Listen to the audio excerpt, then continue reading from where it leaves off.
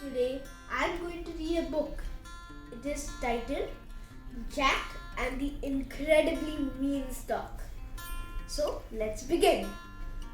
Once there was a boy called Jack. He lived with his mom in a tiny flat and he believed in magic.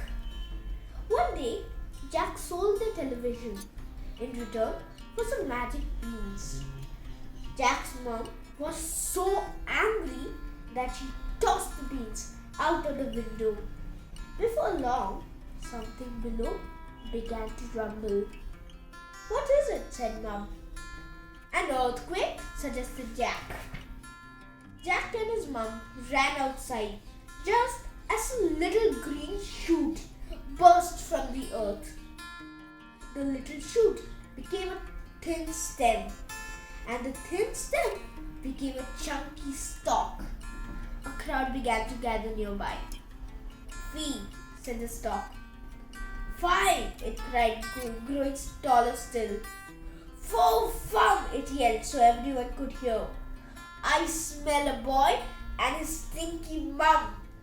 Jack's mom immediately scuttled home to take a bath.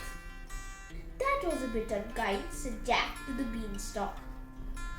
"Well," it replied, "I'm not any old beanstalk. I'm an incredibly mean stalk, and I plan to live up to my name.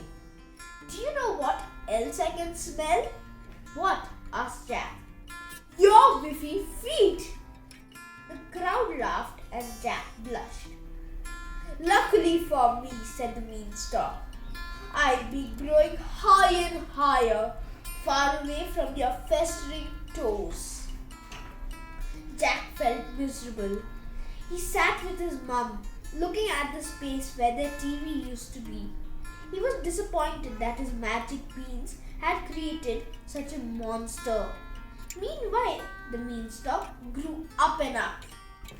"Oh, Jack," it teased, "it's beautiful up here. What a shame I'm the only one tall enough to see it." "You could let me climb up," said Jack. "Never," replied the beanstalk and carried on growing. One day, the stalk spotted a giant's castle nestling in the clouds. "Fee, fi, fo, fum," roared the beanstalk. "I detect pops from a giant's bum." The castle's drawbridge creaked and lowered, and the giant appeared. "Please don't be mean," he said bashfully. "It's ever so lonely up here, and I'm entirely friendless. Might you be my friend?" "Never," replied the beanstalk, and it carried on growing. "Wait," said the giant. "Do you know anyone who might be willing to be my friend?" "I know a pongy boy called Jack," said the stalk. "You two are probably smelly enough for one another. Would you kindly allow me to climb down and meet him?" asked the giant. "Never," replied the beanstalk. But the giant wasn't ready to give up. He wrote letters to Jack and sent small presents floating down through the sky. Jack read the giant's letters and received his thoughtful gifts.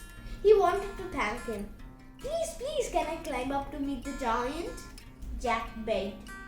"Never," said the beanstalk. "Just look at how tall I am. I'm taller than a tower of giraffes. I'm taller than a whole rainforest. I'm taller than a stack of skyscrapers. I'm the tallest thing on the planet." Soon the beanstalk grew so tall that it soared through the Earth's atmosphere and burst into space. "Fee, fi, fo, fum," it cried. "Now I'll have some real fun." The beanstalk floated around, drifting between the stars and planets. After a few days of floating, the stalk realized how quiet it was.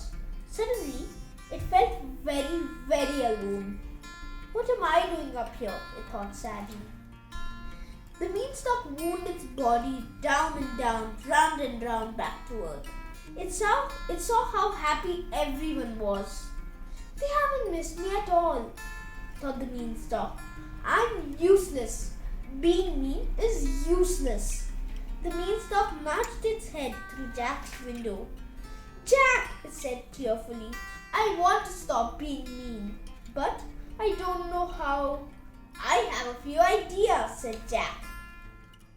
Later on, the beanstalk allowed Jack to climb up and meet the giant, and they were very happy. The beanstalk also let children slide down its body and made everyone happy. It also was very helpful when the firemen had to douse a fire and they had to climb a very tall ladder. They used the beanstalk.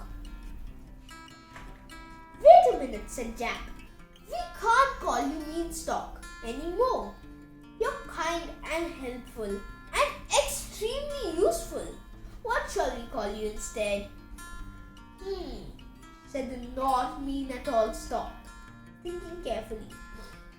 I quite like the name Stanley. Very well, said Jack. Thank you, Stanley. So Jack and the giant, Stanley and everyone else lived together happily. And Stanley never called anyone stinky again. That's the end of this book. I'll see you next Sunday. Bye.